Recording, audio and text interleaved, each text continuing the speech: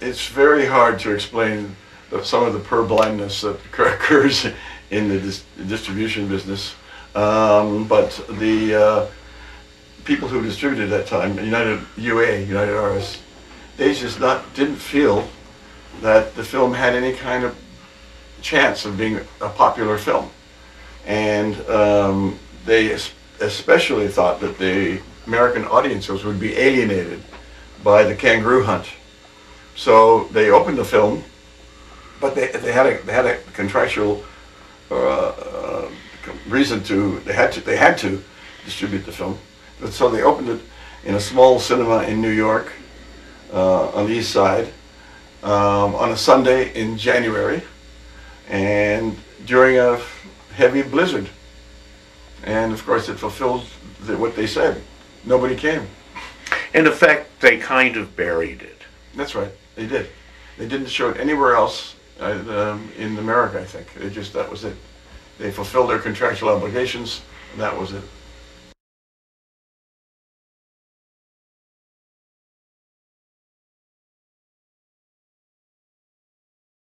I was a young director, and of course it was my fourth film, and I was thrilled to have my film at Cannes. That's the dream of every film director. And when the film was actually being screened at 4 o'clock in the afternoon, the official screening, it was in competition for the Palme d'Or, and it started. And then there was this voice behind me, an American voice, which was unusual because in Cannes it's usually French or Italian. And this voice kept saying, "Wow, wow, what a scene. Whew. Boy, this director, wow, what a great," it was just making these noises of approbation, which are music to a director's ears. And then finally there's the climax of the film, which I won't reveal unless you want to see it, but it's out there. The climax is really, for the time, it was very, very courageous, I think. And the voice said, "This director, he's going to go all the way. Oh my God, he's going to go all the way. Wow, he went all the way. Oh, it's so great." So after the film was over, and I got up and looked back, and there was this 25-year-old kid, American kid. So I went outside, and I went to the PR guys, and I said, do you know who was sitting behind me? There was a kid who kept talking about the film in very, very laudatory tones. But they said, no. I said, well, there he is. He's coming out of the cinema now. That's him. They said, he's a young director. He's a young American director. He only made one film that flopped terribly. He's nobody. And I said, well, I'd like to know his name. Why? It wouldn't mean anything to you. What do you want to know his name for? I said, I want to know his name. So they said, do you know his name? And the other PR guy said, yeah, it's Martin Scorsese. And I said, yeah, you're right. I've never heard of him. You're right. I don't know that name at all. Now, we dissolve 38 years later when the film, which had been lost for about 25 years, was found and a brand new print came out. The Classics Department of Cannes asked for a copy of the print. They saw it, they loved it, and they declared the film to be a Cannes classic. And I hope I don't sound too boasty, they screened the film again. Only 2 films have ever been screened twice at the Cannes Classic, at the Cannes Film Festival. One was Michelangelo Antonioni's L'Avventura, and my film, In Fright. Guess who is head of the Cannes Classics department declared my film to be a classic and remembered it after 38 years? That's right, Martin Scorsese. So he's been enormously supportive. This is one of the most touching and moving and satisfying experiences of my life, to be loved by such a great director. And even to this day, here we are in 2012, they're re-releasing the film in New York. He is contributing comments to be used in the advertising and in the poster. It's wild. That's wonderful. Oh, it was an amazing experience, Mark, I'm telling you. Amazing. Well, there's an interesting story about the film literally having been lost and on the verge of destruction. Tell us about how your editor, and sure to mention his name, hunted down and found this print before it was completely destroyed. Well, what happened is like something which I thought never crossed my mind that the negative of a film would be lost. But all that time and work and all that money that's put into creating it, and then they just throw it in the garbage. And because it happened to my film almost, I investigated and found that it's not uncommon occurrence. Negatives are routinely thrown into the furnace and burned. Because if a film doesn't perform, as they say, and doesn't make money, they lose interest, and who cares about it? It's rubbish.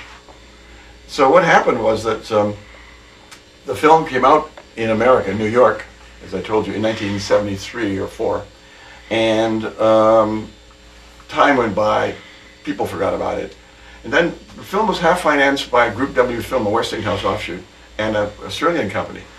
The Group W Films went bankrupt, so the film fell into who knows what creditor's hands, and the Australian last member of the company that financed the film said, "Whatever happened to the negative of In Fright?" And nobody could find it. This was 25 years after, so this was in the middle, in 1995. 10 years they looked for it, couldn't find it. Finally, my editor, who loved the film, a man called Tony Buckley, he set out, made it his life's work. He loved that film. He was going to find the negative. And he searched for 2 years, and at his own time and expense, this is a measure of how much he loved it, he went to London, where the film had originally been processed. He went to Dublin, where there was some rumor that there may have been a print. He went to New York. This is all from Australia. It's a long way. And finally, he persisted, wouldn't stop, and found the film in a warehouse in Pittsburgh, of all places. And there it was, 2 huge boxes full of negative, interpositive, internegatives, soundtracks, music tracks, and on the outside of the boxes it said, "For destruction." Had Tony Buckley arrived a week later, the negative would have been incinerated and that film would have been obliterated forever.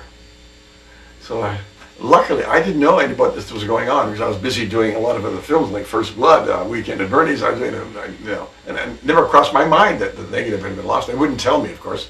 They knew I'd go mad. That whatever little hair I have, I'd have lost it. So I heard the whole story afterwards from Tony Buckley. And then, of course, was one thing. If a negative is not looked after, it degenerates. I mean, colors fade, it gets brittle and breaks, and it was torn, it was, etc., scratched. So another man who loved the film worked for Deluxe Laboratories in Sydney, and he, Anthony Simon, made it his life's work. He took this very bad negative, and using the latest digital techniques, he restored it frame by frame. It took him 2 years, but he produced a negative which produced a positive, which was breathtaking.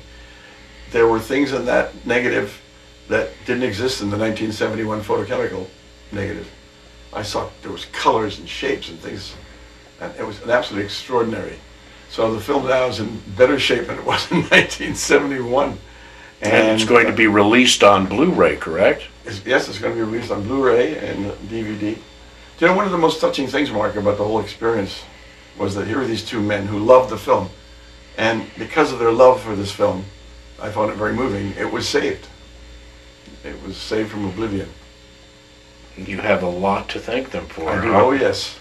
And so does the film going public.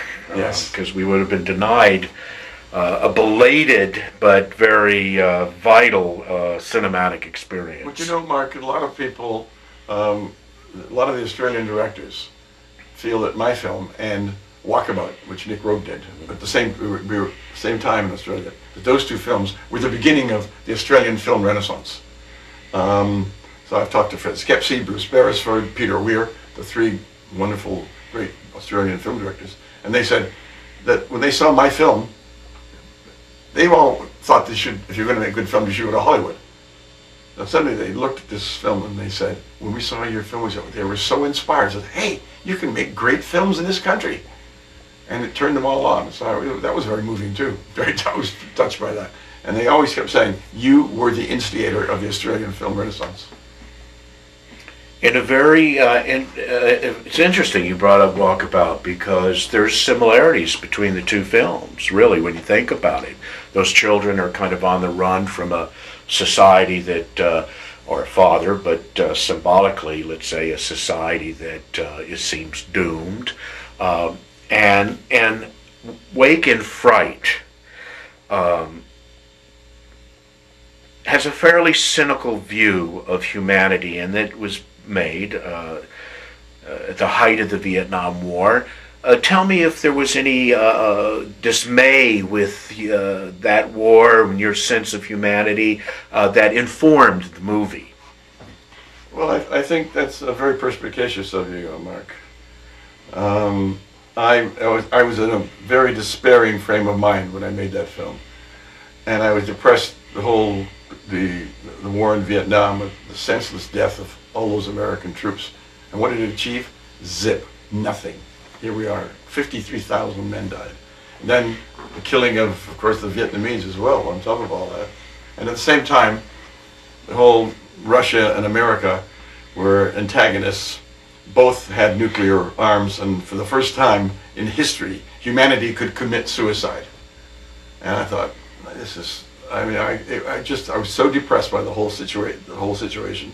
And I think a lot of that despair infected the film, affected and infected the film. Yeah, both. Yes. We're talking about the similarities between Right. Wake in Fright and Rambo First Blood. Stranger comes into town. It's a small town. He's misunderstood. He's abused. So you seem to have been on to something right around then. I guess it still is connected to some of your angst and anger over the war. You know, I certainly, when I made Rambo, I was really angry because the way we treated the veterans who came back from that war. They blamed the failure of that war on them. They didn't ask to go there. And somehow they came back, and the right wing thought of them as losers, and the left wing accused them of being baby killers. And it was appalling. Brian Dennehy, one of my, the guy who plays the sheriff in First Blood, he told me a great story. He had 2 tours of duty in Vietnam. At the end of the last night that he was there was a horrible firefight. A Viet Cong attacked the American Army base, killing a lot of his friends and soldiers who was on either side of him. And he killed a lot of Viet Cong coming towards him. And then in the morning they said, okay, Mr. Dennehy, the plane's ready to go back to America. He got on a plane. It landed in San Francisco at midnight, and they just dumped him out on the street. No one to greet him, no one to give him a place to stay. And this was to me symbolic of the way all the Vietnam veterans were treated. They were treated appallingly. I mean, in the previous wars, you know, war is a horrible business. It's about killing people, and somehow you've got to, when you go back to reality and normal society, you've got to somehow expunge this experience out of your system, and it's helped by people having you say, welcome home, Ted Kotcheff, you know, whatever it is, marching bands, and somehow at least allows you to take a breath and get yourself back into normality.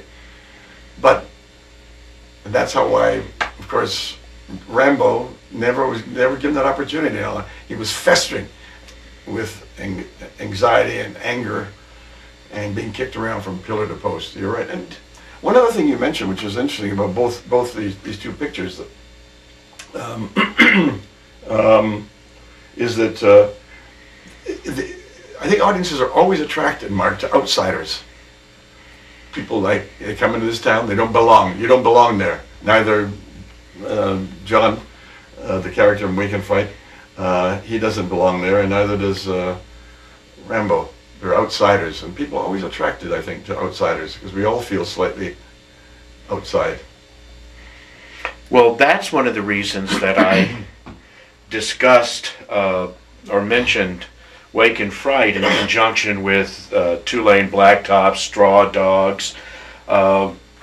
you know, there was a real period of alienation and, like you said, the outsider sensibility. So again, I'm beating a dead horse here. Again, it just seemed that Wake in Fright, had it been championed by more critics than just Pauline Kael, even though Pauline basically saved Bonnie and Clyde from the dustbins of history, it would have been nice had her positive review of Wake in Fright had a similar effect. United Artists were impervious to the reviews. I mean, Pauline Kael, there were others of similar stature, critical stature, gave it good reviews. Rex Reed chose it as one of the 10 best films of 1971, but that didn't change their attitude about it in terms of popular reaction. Donald Pleasance in Wake in Fright is a force of nature. It is a phenomenal performance that, again, has been overlooked by audiences because of Wake in Fright's karmic situation. How did you hook up with Donald, and how did you develop that character? Well, I originally saw Donald Pleasance in a Harold Pinter play called The Caretaker. And somehow we met, and we liked each other, and we became very good friends. So when I cast him, he was a friend of mine. We worked together, and he was first of all a very intelligent man, sweet-tempered, great sense of humor, and never a moment of trouble on the set. You could ask him, stand on your head and read the Bible backwards. He'd say, whatever you say, Ted. And he was wonderful to work with in that regard. The only one time that we had a slight disagreement is there's a scene where he goes crazy. He gets very, very drunk. He starts drinking whiskey, which he never does in a film, and suddenly he drinks whiskey, and he goes crazy, and starts to destroys the whole facade of that pub with a big 30-foot beer bottle on top of it. And he starts philosophizing about Socrates, we know your idea of a civilized man, a man wearing a black tie who puts his finger on the button which destroys a universe 6 million miles away. That's your idea of civilization. And that's a wonderful speech he makes. He said, Ted, I just can't do this sober. And I said, Donald, you're one of the greatest actors in the world. What do you mean you can't do it? So of course you can do it sober. You know, he said, this requires a certain level of madness, of kind of demonism that I don't know whether I can generate it without alcohol. I really don't. Let's do it. I know you can do it. So we did it. We did it sober. Saw the rushes that next day rather, and I went back to Donald. I said, Donald, you're right. Get drunk. We're going to do it again. That was the only time that we... It is a phenomenal performance. It's one for the ages, really. Thank you. And again, thank God Pleasance will get some overdue recognition for that. I have a feeling that with this release, Wake in Fright is going to develop a cult audience, and Pleasance's performance is going to be talked about and finally honored, deservedly. You know, I have to say, Mark, I hope this doesn't sound too self-congratulatory, but I like to work with actors. I mean, I like to direct actors. And I studied acting, not from the point of view of being an actor, but from being a director. And to me, the art of directing is to elicit great performances, good performances. And when you have an actor of Donald Pleasance's quality, you can get anything you want, but you got to know what you want. You got to tell him, I want you to do this, and he can do it brilliantly. And it's so satisfying to a director when you have an actor like that. Yeah, you're absolutely right. A performance doesn't come out of thin air. It has to be directed, and which brings up this question: how grueling was it to shoot that film? I mean, it is a film that almost in every scene is in your face, is physically demanding, looks hot. People are constantly drinking, fighting, whatever. What was it like being in the midst of that? Were you the still center? Did you get sucked into it? Well, we did get sucked into it sometimes because we were in this small town called Broken Hill, and all the men do there, they all work down the mines or their sheep ranches, and the men outnumber the women 3 to 1, and there are no brothels in the town, so it was an intensely hyper masculine atmosphere, and I got into it. Although on one occasion, when I first went out there, I was a bit apprehensive that I wouldn't understand that society, and it was a world I knew nothing about. But when I got there, first of all, because I'm a Canadian, the outback was very similar to northern Canada. Same vast empty spaces. They were not liberating, but they were claustrophobic, paradoxically, and imprisoning. And but still, when I went out there, I spent one thing as a director, I spent a lot of time obviously observing. So I spent about a month going around this small town, going to all the pubs and talking to people. I had one wonderful experience that might amuse you. I went into that pub that has a big 30-foot beer bottle on top of it. I said, wow, look at that, let's get in there. And so we drove over. There were 40 cars around the pub, and all full of, each one had a woman in it, they were blonde and beehive hairdos, because women were not allowed to go anywhere. They were not allowed to go in the pubs. I mean, it's just horrendous. At any rate, but I went inside the pub against the better judgment of my location manager, an Australian. He said, I'm not going in with you. Not the way you, he said, they don't like outsiders around here, especially the ones that look like you. And I said, what do you mean look like me? He said, you look like a hippie. You got this handlebar mustache and your hair down to here. He said, and I said, well, I'm going in. I'm not driving. It's 30 miles out here from this, and there's 110 in the shade, and there's no shade. You know, so I go inside, and I walked in. It was like a scene out of a Western. I walk inside, and 40 pairs of drunken eyes looked at this outsider, this stranger. But I walked up to took my courage in my hands and walked up to the bar and said, I'll have a schooner of ale. Now, where do you get the lingo, you see? And there was this guy 6 feet away from me. And he kept looking at my hair and my mustache. Shit. And I smiled and kept drinking my beer. He'd look at it. Shit. And finally, he leaned over towards me. He said, hello, Stalin. And I didn't say anything. I smiled and I drank my beer. And he said in a loud enough voice that silenced the whole room, I said, hello, Stalin. And he stuck his jaw right in my face, inviting the response, who the hell do you call me? Stalin, Biff! That's what he wanted. They like fighting. So the whole room was watching me, and I said, look, I'd love to talk to you, but I'm dead. He didn't get it for a beat. They all started to laugh, and he laughed, and the whole room laughed. He said, I love a bloke with a sense of humor. But give this man a schooner of ale. Now, rapidly, I was 6 pints behind. I mean, I'd buy a round, they'd buy a round. I'd buy a round, they'd buy a round. I could never keep up with them. They drank unbelievable quantities of beer. But those guys, that I used to call the Stalin pub, they all became my protectors. That was the thing about them. You see, that they weren't bestial animals. One might think they had a very, very generous side to them, and they supported one another. You had to, as you said out there, the heat was unbelievable every day, you know. And you drank the beer just because the water was, as they said, was no good.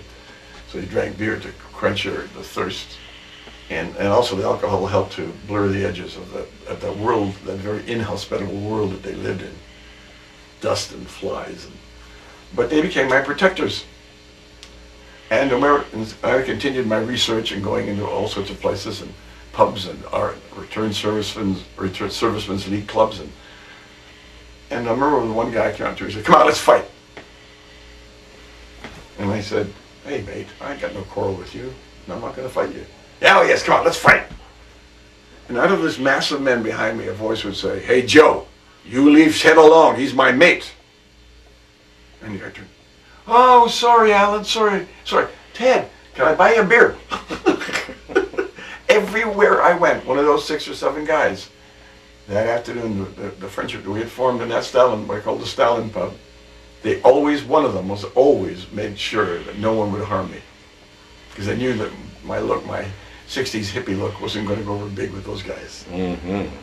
And what I discovered, what I thought was the thing I've tried to put in the film market is that in the fight, I grew up in the streets of Toronto, in the slums. I'm a Depression kid. And I remember one guy said to me, "Ted, you want to win a street fight? How do you win a street fight?" And I said, "I don't know. Tell me, how do you win a street fight?" "You start it." So, and these guys they were coming to me and offering me their jaw. They're coming to me like this. Well, I mean, I gotta go biff, I would break his jaw. And they did, so I rapidly concluded if it happened once, it happened a dozen times. People wanted to fight me. They didn't want me to hit them. They didn't want them to hit me. They wanted me to hit them. Human contact. That's right, they wanted human contact. There were no women there. As far as I could see, there was no gay guys around very much. But there is a homoerotic undertone in the film, and what appears, and I'm uncertain, and I'm not going to ask you to clarify it here because it may not require clarification, but there is a suggestion of a homosexual rape in the film. Oh yeah, there is. Oh yeah. Well, it's not specific, but it's a suggestion, correct? Right. Yeah. That was the one that Martin Scorsese said this director's going to go all the way. That's what he's referring to. But anyway, yeah, you're right. It was homoerotic. They wanted to be touched. Everybody has to have their body touched by another human being. You go crazy. That's right. But and if they couldn't be touched sexually, they certainly could be touched in a fight. And I had that scene in the film where the 3 guys are all wrapped around each other, fighting and wrestling and rolling around in the dust. Let's talk about the excuse that the distributor used. Who used? The distributor at the time used, yeah. Because it sounds more like an excuse than a reality, and that is the kangaroo slaughter in the film that the distributor and felt that audiences were not prepared to see. Tell me what am I talking about here? Tell me about the whole kangaroo thing. Why it's in the film and why it was considered so controversial. Well, it is the climax of the film. They go out, they're drunk, and they go out and they shoot kangaroos, and they sometimes even fight them by hands with a knife. And I mean, it was to me men hitting rock bottom. They were men hit rock bottom, not just in Australia but everywhere. But this is really the most bestial part of it. And the central character has been totally dehumanized, and his moral structures have been obliterated when he participates. And he goes to hell. That's right. He goes to hell, and this is the worst side, the worst side of hell. Anyway, so one of the problems, Mark, for me was because I don't hunt, and I don't believe in killing any animals, and I certainly don't believe in killing an animal for a film. That to me is unspeakable. And I've seen it done in films, and I just can't believe it. I say they're trying to show the dehumanization of human beings. And I'd say they're not dehumanized. You, the director, are dehumanized to kill an animal for a film. So, but I was faced. Now I had to do this scene where I just talked about, where they're in hell and they're indulging in this kind of craziness. And then an Australian came to me, and he said, I see your problem. He said, listen, I got a suggestion. I said, what's that? He said, you do know that hundreds of kangaroos are killed in the outback every night. I said, what? What for? He said, well, they have these big refrigerated trucks, and 6 pairs of hunters go out in different directions in stake trucks, and they kill a dozen kangaroos, and then they load them up in the truck, and then take them back to the refrigerator truck, and they hang the carcasses up, and they go out again, they kill 12 more, and they go back and forth with the 6 trucks all night long. I said, what for? He said, well, don't you know the carcasses are shipped to America for the American pet food industry?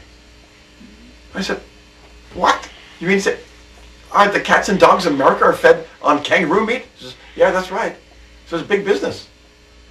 I said, but aren't they going to annihilate, obliterate the kangaroos and put...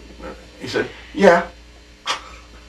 Really? So but anyway, he says, why don't you... So what I did was, I persuaded a couple of these hunters that didn't have to persuade them very hard, I can tell you. They were flattered that I would go out with them. And I said, I just want to put my camera on the back of your truck, over the cab, and I'll just photograph what you do all night long. One of the most grueling moments, one of these hunters at one point said to me, can we do something for you, Ted? And I said, no, I want you to just do what you do every night. Don't do nothing for me, please. And he said, well, you know, we could shoot them in different parts of their bodies. I said, well, like what? I said, well, you can shoot them in the kidneys, the heart, or the brain. I said, well, what's the difference? So when you shoot them in the kidneys, they drop dead right on the spot. Dead. You shoot them in the brain, wow, they do one amazing leap up into the air, and then they die. Shoot them in the heart, they do 3 great leaps like a dancer, and finally they die. I thought, please, don't do anything for me. Just get on with your job. Just forget that I'm even here. It was just nightmarish. Well, you know, Alejandro Jodorowsky killed all those rabbits in El Topo with his bare hands. I don't know if you have ever seen that scene in El Topo. Yes, I have. And but he said that after they were done, the film crew ate the rabbits, which we'll trust that Alejandro isn't lying about that. But I got to say, yes, I may add one thing more, Mark, is that I only discovered it recently, that 10, 15 years ago, they prohibited the killing of animals for the pet food industry in America. It stopped. Oh, that's good to hear. And because my film was done under the auspices of the Royal Australian Society for the Prevention of Cruelty to Animals. Right. They gave me their approval, and they were the ones that used some of the footage. Some of the footage I shot, Mark, it could not be shown to an audience. It was so heinously bloody, and I said, why don't you use that for your propaganda? Because they really wanted the Australians, who are ignorant of what was going on in the outback and the slaughtering to the point of extermination of the kangaroos. So they used some of that footage that I had shot. Oh, that's interesting. So in effect, that it ultimately had a positive impact. Yes, it did. So I was very gratified to hear that. Yeah.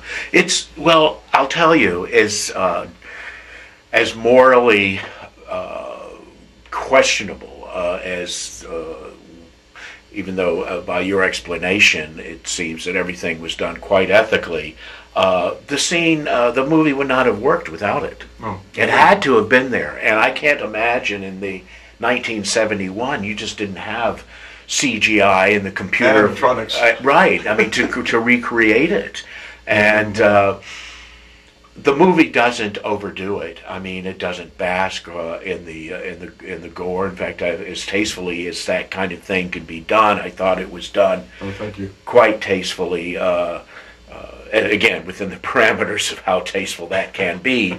You didn't rub the audience's nose in it. You certainly could have, probably with the footage you had. Okay, let's wind it up with some essential information for people who want to see the film. One, how did you hook up with Draft House Films, Tim League and the gang at Draft House? Well, what happened was, this film seems to have a lucky charm around it, and it's just refuses to go away. and it refuses to be rejected. And 3 years ago, a lovely man called Evan Husney, who works for Draft House, he had seen the film in Toronto about 3 years ago. We screened it. We screened it for some reason. I've forgotten why. And he had seen it, and fell in love with the film. And again, people who seem to love this film, they do good things for it. He wanted to then show the film and re-release it as part of their program. And it took him 3 years since the time that he saw that film to negotiate the rights from the Australian owners of the copyright.